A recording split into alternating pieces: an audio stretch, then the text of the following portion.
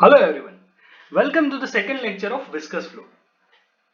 Now in the last lecture, we have covered the first topic, that is flow through pipe. In this flow through pipe, we have covered velocity profile and shear stress profile. In today's lecture, we are going to calculate pressure drop and head loss in the pipe flow. And at the end of this lecture, we will calculate a numerical. So to conclude our first lecture, we can say that your shear stress distribution is linear in the pipe flow. At the wall, your shear stress is maximum, and at the center, the shear stress is 0. For velocity distribution, we can say that our velocity distribution is parabolic. At the wall, velocity is 0, and at the center, our velocity is maximum.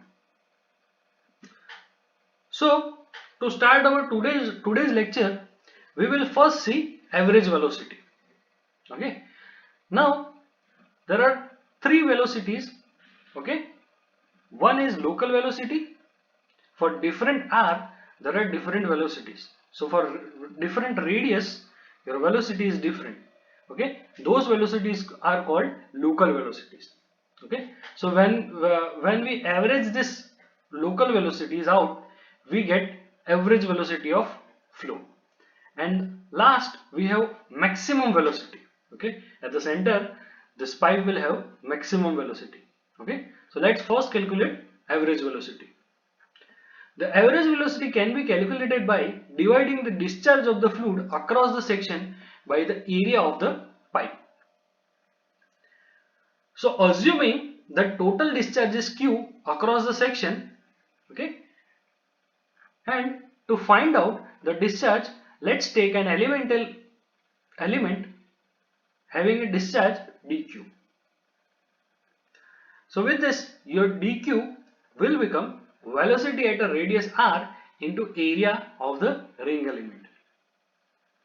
So dq becomes u into 2 pi r dr.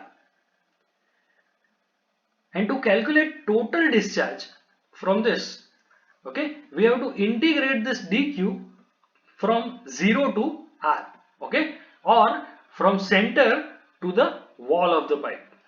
Okay, so this becomes 0 to r minus 1 by 4 mu del p by del x into r square minus r square into 2 pi r dr. And when we integrate this, our q becomes minus 1 by 8 mu pi del p by del x into r raised to 4. With this, we can calculate our average velocity as u bar is equal to q by area. Now our pipe area is pi r square. Okay, so this give us u bar is equal to minus 1 by 8 mu del p by del x into r square. And similarly, we can say that our maximum velocity is at r is equal to 0. Okay, so our u max becomes minus 1 by 4 mu dp by dx r square. Okay, now with this, if we take ratio of u max to u bar, our ratio becomes 2, which says that u max is double than our u average. Yes, so this completes our first topic, that is average velocity. Okay, and this average velocity, we also seen the relationship between average and maximum velocity. Yes, and the relationship is u max is equal to twice u bar. Now let's move on to the next topic, that is pressure drop. Now we have already discussed that our pressure drop is mainly because of friction losses. Okay, our pipe only has friction losses. We are neglecting all the losses that is happening. Okay, we don't consider any other losses for our particular problem. Yes, so we will take two sections, section 1.1 and section 2.2, okay, for pressure drop calculation. Okay, so here pressure will be P1 and here pressure will be P2. To calculate pressure drop, let's take equation of average velocity. Okay, and when we rearrange this average velocity equation, our equation becomes minus del p by del x is equal to 8 mu u bar by r square. Okay, and in order to calculate dp, okay, or delta p, we need to integrate this equation with respect to dx. Okay, for dx, not with respect to for per, but we have to integrate this equation for dx. Okay, so this becomes from section 1 to section 2. So this becomes dp integration 1 to 2 is equal to 8 mu u bar r square dx. Okay, and when we integrate this, we get minus p1 minus p2 is equal to 8 mu u bar by r square.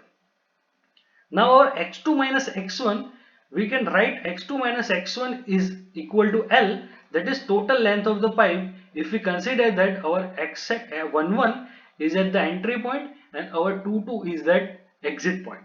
Okay, so our delta P becomes 32 mu u bar L by d square. This is our pressure drop. So when we need to find out loss of head, we just need to divide this P1 minus P2 by rho g. Okay, so this will give us head loss is equal to P1 minus P2 divided by rho g. So our HF becomes HF is equal to 32 mu u bar L by rho g d square, and this equation is called Hagen-Poiseuille equation. So whenever we want to find out head loss in the pipe, we will use Hagen-Poiseuille equation if our flow is laminar. So this completes our theory portion of this particular topic, viscous flow through pipe. So let's move on to the last topic of this lecture, that is numerical on pipe flow.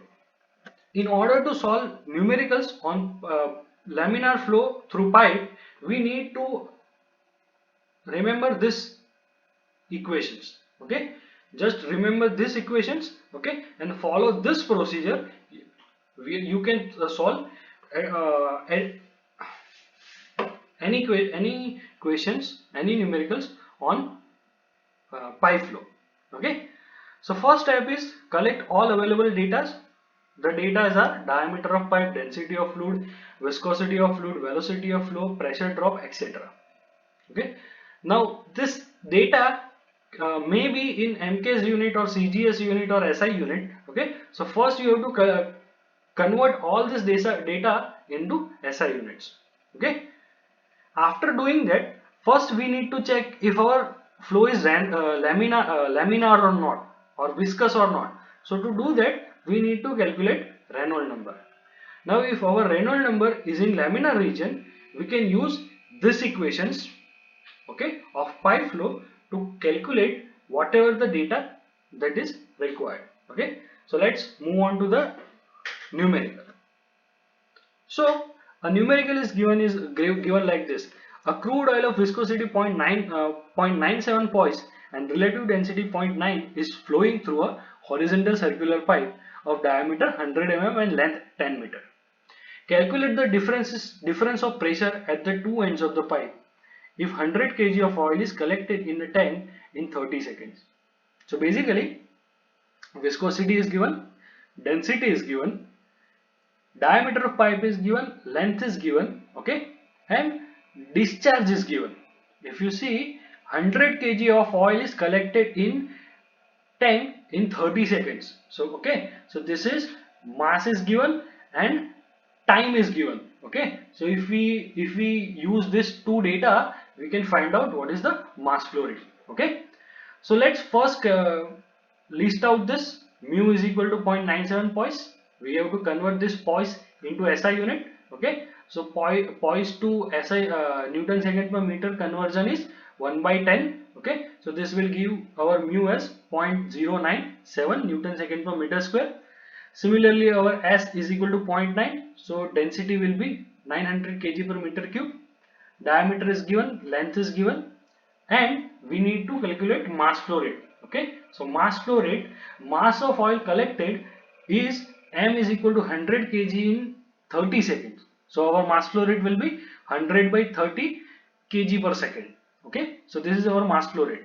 With this information, we can calculate average velocity. So our average velocity will be q by a, and this will give us average velocity as 0.471 meter per second.